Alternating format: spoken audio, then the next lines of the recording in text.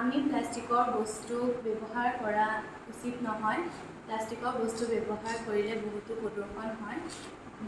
তাৰ উপৰি আমি বিভিন্ন ধৰণৰ গছৰ পাত, ঠাল, ঠেঙত আদি দি আমি বিভিন্ন বস্তু তৈয়াৰ কৰিব পাৰোঁ।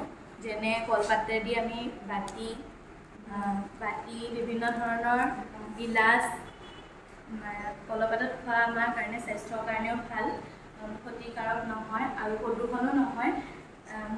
এইবোৰ মাটিত পৰিলে সাৰ কিছুমানো উৎপন্ন হয়।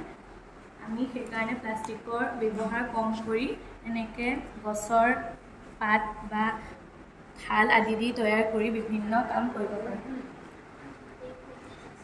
আমাৰ স্বাস্থ্যৰ কাৰণে কলপাত বহুত ভাল। কলপাতৰ বাতি এনেকৈ তৈয়াৰ কৰি আমি তাত বিভিন্ন বস্তু খাব পাৰি আৰু বিভিন্ন উপহাৰ আমি প্লাষ্টিকৰ বস্তু দি দিয়াতকৈ এনেকৈ কিছুমান গছৰ পাত, ফুল আদি দি এনেকৈ উপহাৰ বনাইও দিব পাৰোঁ, কাৰণ সেইবিলাক দেখিবলৈও ধুনীয়া হয়।